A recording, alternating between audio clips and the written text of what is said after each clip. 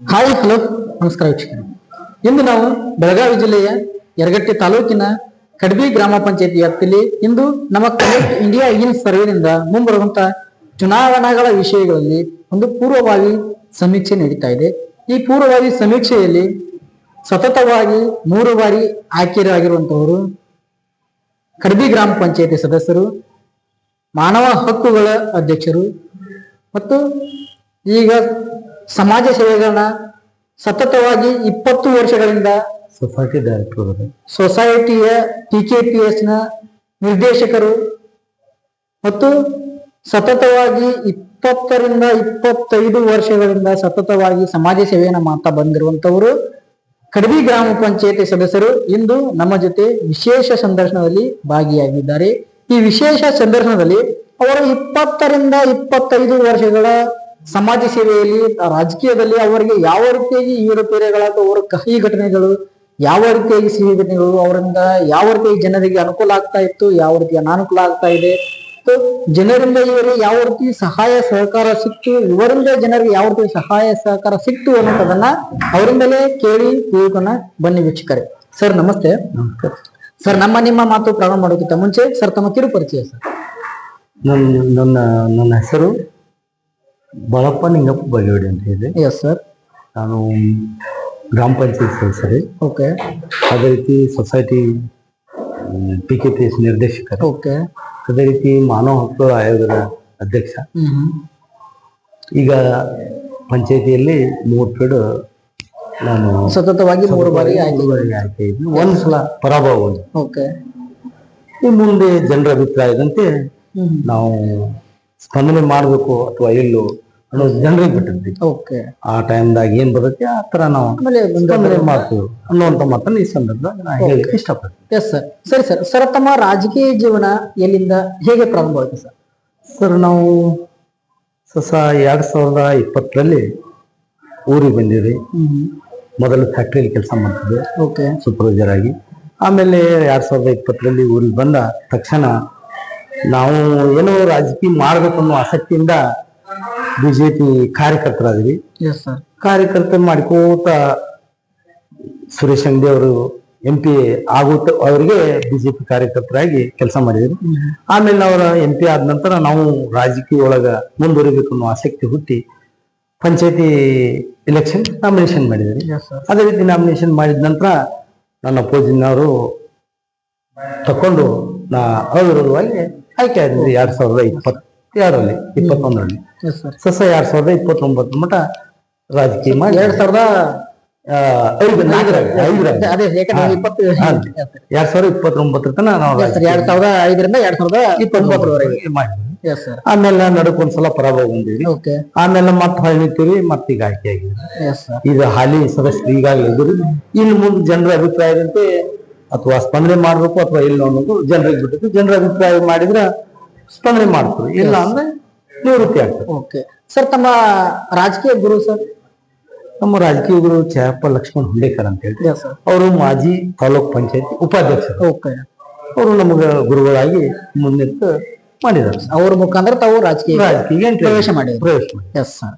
ಸರಿ sir. Sir, ಈಗ ತಮ್ಮ ರಾಜಕೀಯ ಜೀವನ ಬಗ್ಗೆ ನಾವು ಮಾತಾಡ್ತಾ ಇದ್ದೀವಿ ಸರ್. ಈಗ ನಾನು ತಮ್ಮ ಡೆವಲಪ್ಮೆಂಟ್ ವಿಷಯದಲ್ಲಿ ಬರ್ತೀನಿ ಸರ್. ಈಗ ತಾವು ಆಯ್ಕೆ ಆಗೋಕ್ಕಿಂತ ಮುಂಚೆ ಡೆವಲಪ್ಮೆಂಟ್ ವಿಷಯದಲ್ಲಿ ತಮ್ಮ ವಾರ್ಡ್ ಯಾವ ರೀತಿ ಡೆವಲಪ್ಮೆಂಟ್ ಇತ್ತು, ತಾವು ಆಯ್ಕೆಯಾಗಿ ಬಂದ್ಮೇಲೆ ಯಾವ ರೀತಿ ಡೆವಲಪ್ಮೆಂಟ್ ಆಯ್ತು ಸರ್? ನಮ್ಮ ಆಯ್ಕೆ ಆದ ನಂತರ ನಮ್ಮ ವಾರ್ಡ್ 50% ಡೆವಲಪ್ಮೆಂಟ್ ಆಯ್ತು. ಓಕೆ. ಮೊದಲ ಏನ್ ಡೆವಲಪ್ ಇದ್ರಿಕಿಲ್ರಿ. ಆಮೇಲೆ ನಾವು ಆಯ್ಕೆ ಆದ ನಂತರ ಸ್ಕೂಲ್ ಅಂತೂ ಪೂರ್ತಿ ಡೆವಲಪ್ಮೆಂಟ್ ಆಗಿದೆ. ಸ್ಕೂಲ್ನ್ಯಾಗ ಟಾಯ್ಲೆಟ್ ಕಟ್ಟಿದ್ರಿ ನಾವು ಎಲ್ಲಾ ಮೆಂಬರ್ಸ್. ನಾವು ಒಬ್ನ ಅಂತಲ್ಲ, ಆಲ್ ಮೆಂಬರ್ಸ್ ಎಲ್ಲ 12 ಜನ ಮೆಂಬರ್ ರೀ. ಪ್ರಕಾಶ್ ಹುಂಡೇಕರ್ ರೀ, ಮುಗುಟ್ ಸಾಬ್ ಮುಗುಟ್ಕನ್ರಿ, ಮುಂದ ನಂತರ ಲಕ್ಷ್ಮಣ್ ಮಾಳೇನವ್ರಿ, ಮುಂದ ಲಕ್ಷ್ಮಣ್ ಕುಂಟ್ರಪ್ಪ ನೋಡ್ರಿ, ಅವರು ಮಾಜಿ ಅಧ್ಯಕ್ಷರು. ಆಮೇಲೆ ಪರಮೇಶ್ ಮಳಕ್ನವ್ರಿ, ಆಮೇಲೆ ಇನ್ನು ಅಶಪ್ಪ ಮಳಕ್ನವ್ರಿ, ಗಂಗಪ್ಪ ಮೇಸಿರಿ, ಪರಮೇಶ್ ಬೆಳ್ಳಪ್ಪ ಬೋಳಿ ಅಂತ ಹೇಳ್ರಿ, ಮುಂದ್ರಿ ಲಕ್ಷ್ಮಣ್ ಹರ್ಜನ್ ಅಂತ ಹೇಳ್ರಿ. ಎಲ್ಲರೂ ಕೂಡಿ ಡೆವಲಪ್ಮೆಂಟ್ ಮಾಡಿದ್ರಿ.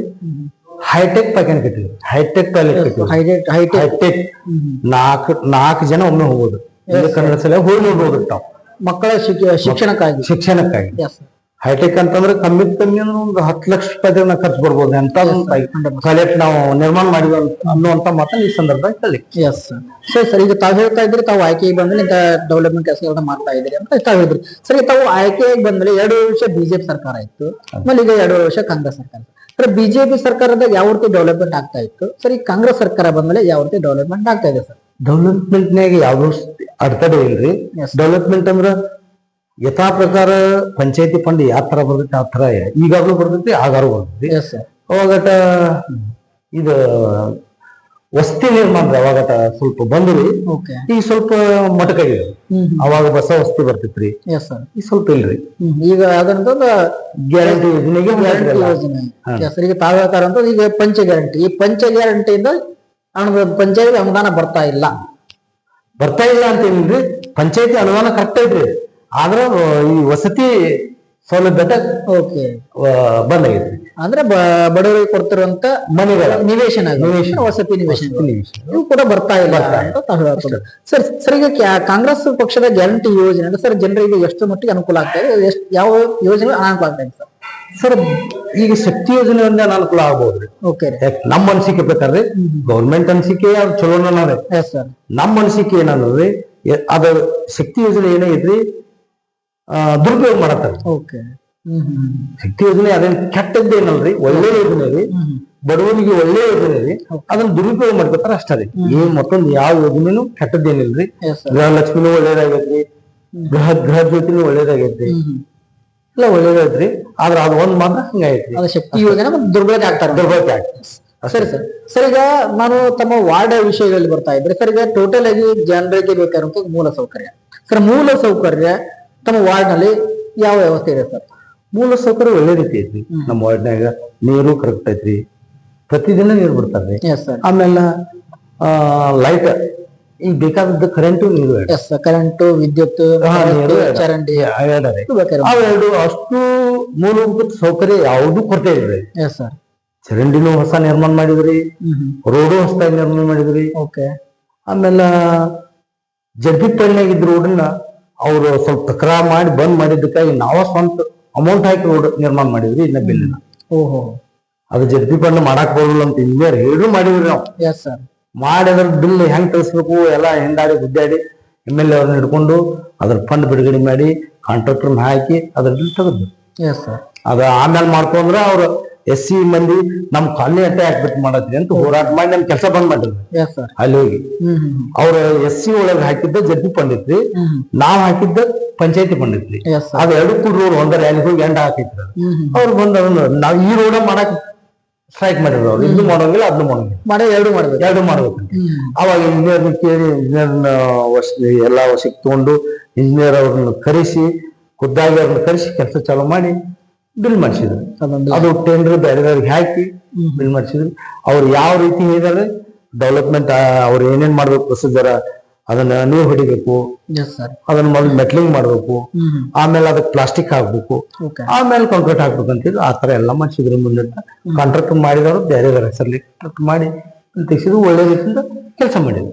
ಸರಿ, ತಮ್ಮ ಟೋಟಲ್ ತಮ್ಮ ವಾರ್ಡ್ ನಲ್ಲಿ ಒಳ್ಳೆ ರೀತಿ ಕೆಲಸ ಆಗ್ತಾ ಇದೆ. ಸರ್ ಈಗ ತಾವು ಹೇಳ್ತಾ ಇರೋದ್ ಪ್ರಕಾರ ತಮ್ಮ ವಾರ್ಡ್ ಗಳಲ್ಲಿ ಯಾವುದೇ ರೀತಿಯಾದಂತ ಕುಂದುಕೊರತೆಗಳಲ್ಲಿ ಮೂಲ ಸೌಕರ್ಯ ವ್ಯವಸ್ಥೆ ಸರಿಯಾಗಿದೆಯಾ ಅಂತ ತಾವು ಹೇಳ್ತಾ ಇರುವಂತದ್ದು. ಸರ್, ಈಗ ತಮ್ಮ ಶಾಸಕರ ಅನುದಾನದಲ್ಲಿ ತಮ್ಮ ಕಡಬಿ ಗ್ರಾಮ ಪಂಚಾಯತಿ ವ್ಯಾಪ್ತಿಗೆ ತಾವು ಯಾವ ರೀತಿಯಾಗಿ ಅನುದಾನಗಳ ತಂದು ಕೆಲಸ ಕಾರ್ಯಗಳನ್ನು ಮಾಡ್ತಾ ಇದೆ ಸರ್? ಶಾಸಕರ ಅನುದಾನದೊಳಗಂದ್ರ ಡಿಜಿಟಲ್ ಗ್ರಂಥಾಲಯ ಅನುದಾನ ಕೊಟ್ಟಿದ್ರಿ ಜಡ್ಪಿ ಫಂಡ್ನ್ಯಾಗ. ಅವಾಗ ಸರ್ಕಾರ ಬೇರೆ ಇತ್ತು, ಬಿಜೆಪಿ ಸರ್ಕಾರ ಇತ್ತು. ಅವಾಗ ಡಿಜಿಟಲ್ ಅಂಗನವಾಡಿ ನಿರ್ಮಾಣ ಮಾಡ್ಬೇಕಂತೇಳಿ ಕೊಟ್ರು. ಅದಕ್ಕೆಲ್ಲ POP ತಗಡು ಹುಡುಗರ ಆಟಿಕೆ ಸಾಮಾನು ಎಲ್ಲಾ ತರಿಸಿ ಡಿಜಿಟಲ್ ಅಂಗನವಾಡಿ ಮಾಡಿದ್ವಿ. ಆಮೇಲೆ ಈಗ ಅವರು MLA ಅವ್ರ ಇದ್ದಾಗಿಂದ್ರ CC ರೋಡ್ ಹಾಕ್ಯಾರ್ರಿ, SC ಕಾಲನಿ ಒಳಗೆ CC ರೋಡ್ ಹಾಕ್ಯಾರ್ರಿ. ಮುಂದಂತರ ಆಮೇಲೆ ಕಾಲೇಜ್ ನಿರ್ಮಾಣ ಮಾಡಾಕ ಮಾಡ್ಯಾರ್ರಿ. ಡೆವಲಪ್ಮೆಂಟ್ ಅವರು ಒಳ್ಳೆ ಕೆಲಸ ಮಾಡತ್ತಾರೆ, ಶಾಸಕರು ಕೂಡ ಒಳ್ಳೆ ಕೆಲಸ ಮಾಡತ್ತಾರೆ. Yes sir. ಸರ್, ಈಗ ತಾವು ತಮ್ಮ ಈಗ 15 ವರ್ಷ ತಮ್ಮ ಪಂಚಾಯಿತಿಯ ಒಂದು ಜರ್ನಿ ಸರ್, ಪಂಚಾಯಿತಿಯ ಜರ್ನಿಯಲ್ಲಿ ಸರ್ ತಮಗೆ ಮನಸ್ಸಿಗೆ ತೃಪ್ತಿ ಕೊಡುವಂತ, ತಮ್ಮ ಮನಸ್ಸಿಗೆ ನೆಮ್ಮದಿ ಕೊಡುವಂತ ಮಾಡುವಂತ ತಾವು ಕೆಲಸ ಯಾವ್ದು ಸರ್? ಮನಸ್ಸಿಗೆ ನೆಮ್ಮದಿ ಕೊಡುವಂತ ಕೆಲಸ ಅಂದ್ರೆ ಈಗ ಸ್ಕೂಲ್ ಮಕ್ಕಳಿಗೆ ಏನ್ ಮಾಡಿದ್ರಿ, ಇದು ನಮ್ಮ ಮನಸ್ಸಿಗೆ ನೆಮ್ಮದಿ. ಎಲ್ಲಾ ಆಲ್ ಕಾಸ್ಟ್ ಜನ ಎಲ್ಲ ಇರ್ತೈತಿ, ಆಲ್ ಕಾಸ್ಟ್ ಹುಡುಗರೆಲ್ಲ ಇರ್ತವೆ, ಎಲ್ಲಾ ಮಕ್ಕಳು ಒಂದೇ ತರ ಅನ್ನುವಂತ ಉದ್ದೇಶದಿಂದ ಸ್ಕೂಲಿಗೆ ಕೆಲಸ ಮಾಡಿದ್ವಿ. ಹೈಸ್ಕೂಲ್ನಾಗ ಫಿಟ್ಟಿಂಗ್ ಮಾಡಿಸಿದ್ರಿ. Yes sir. ಆಮೇಲೆ ಒಂದೇ ಸ್ಕೂಲಿಗೆ ನಮ್ಮ ಪಂಚಾಯತಿಂದ ಎಲ್ಲಾ ಮೆಂಬರ್ಸ್ ಎಲ್ಲ ಕೂಡಿ ಡೆಸ್ಕ್ ತರಿಸಿದ್ರಿ, 30 ಡೆಸ್ಕ್. Yes sir. ಈಗ ರೀಸೆಂಟ್ ಈಗ ತರಿಸಿದ್ರಿ, ಈಗ 8 ದಿನ ಆಗಿದೆ. Yes sir. 30 ಡೆಸ್ಕ್ ತರಿಸಿದ್ವಿ, 1,20,000 ರೀ. ಅದು ಚಲೋ ಒಳ್ಳೆ ಮನಸ್ಸಿಗೆ ತೃಪ್ತಿ ಕೊಡಂತ ಕೆಲಸ ಮಾಡಿ. ಸರಿ ಸರ್. ಸರ್, ಈಗ ಕೊನೆಯದಾಗಿ ಮತ್ತೆ ತಮ್ಮ ಈಗ ಗ್ರಾಮ ಪಂಚಾಯತ್ ಚುನಾವಣೆ ಬರ್ತಾ ಇದೆ ಸರ್. ಈ ಚುನಾವಣೆಯಲ್ಲಿ ಮತ್ತೆ ತಾವು ಸ್ಪರ್ಧೆ ಮಾಡಬಹುದಾ? ಸರ್, ನಾವು ಮಾಡಬಾರ್ದು ಅನ್ನೋ ಉದ್ದೇಶದಿಂದ ಅದು ಈಗ ಎಸ್ ಸರ್. ಆ ಟೈಮ್ದಾಗ ಜನರು ಏನ್ರ ಅಪೇಕ್ಷೆ ಮಾಡಿ ನೀನ್ ನಿಂದ್ರಪ್ಪ ಅಂತಂದ್ರ ಕಂಟೆಸ್ಟ್ ಮಾಡ್ತೀರಿ. ಇಲ್ಲ ನನ್ನಿಂದ ನಿಮ್ಮಿಂದ ಅವ್ರ ಜನರಿಂದ ತಿರಸ್ಕಾರ ಬಂತಂದ್ರ ನಾವು ಮತ್ತೊಬ್ಬರಿಗೆ ಅವಕಾಶ ಕೊಡ್ತೀವಿ. ಮತ್ತೊಬ್ಬರಿಗೆ ಅವಕಾಶ ಕೊಡ್ತೀವಿ. ಜನ ತಮಗೆ ನಿಲ್ಲು ಅಂತ ಹೇಳ್ತಾರೆ, ತಾವು ನಿಲ್ಲುತ್ತಿಲ್ಲ. ಮತ್ತೊಬ್ಬರಿಗೆ ಅವಕಾಶ ಕೊಡುತ್ತಂದ್ರೆ ತಾವು ಮತ್ತೊಬ್ಬರಿಗೆ. ಈಗ ತಾವು ಹೇಳ್ತಾರೆ ಜನರ ಅಭಿಪ್ರಾಯ ಮೇಲೆ ತಮ್ಮ ನಿಲುವು. Yes sir. ಸರಿ, ಕೊನೆಯದಾಗಿ ತಮಗೆ ಸತತವಾಗಿ 3 ಬಾರಿ ಆಯ್ಕೆ ಮಾಡಿ ಕೊಟ್ಟಿರಂತ ಜನರಿಗೆ ಸರ್ ತಾವು ಕೊನೆಯದಾಗಿ ಏನ್ ಹೇಳಕ್ ಇಷ್ಟಪಟ್ರಿ ಸರ್? ಆ ಜನರ ಆಶೀರ್ವಾದದಿಂದ ಒಳ್ಳೆ ಕೆಲಸ ಐತಿ. ಆ ಜನರ ಆಶೀರ್ವಾದದಿಂದ ನಾವು ಒಂದು ಜನರಾಲಜಿ ಬೆಳೆದ್ರಿ, ಜನರಲ್ ಆಗಿ. ಅದೇ ರೀತಿ ಆ ಜನ ಆಶೀರ್ವಾದ ಮಾಡ್ರಿ, ಇನ್ನೂ ಆ ವಾರ್ಡು ಬೆಳಿತೈತಿ, ನಾವು ಬೆಳಿತೀವಿ. Yes sir. ಜನರ ಅಪೇಕ್ಷೆ ರೀ. ಜನರ ಆಶೀರ್ವಾದ ಮಾಡಿದ್ರೆ ಮತ್ತು ಡೆವಲಪ್ಮೆಂಟ್ ಮಾಡ್ಕೊಂಡು ಅಂತ ಭರವಸೆ ಈ ಟೈಮ್ದಾಗ ಜನರಿಗೆ ಸರಿ ಸರ್. ಇಲ್ಲಿವರೆಗೆ ತಮ್ಮ ಅಮೂಲ್ಯವಾದ ಸಮಯನ ನಮ್ಮ ಜೊತೆ ಹಂಚಿಕೊಂಡಿದ್ದಕ್ಕೆ ನಮಗೆ ಧನ್ಯವಾದ ಸರ್. ನಮಸ್ಕಾರ. ನಮಸ್ಕಾರ.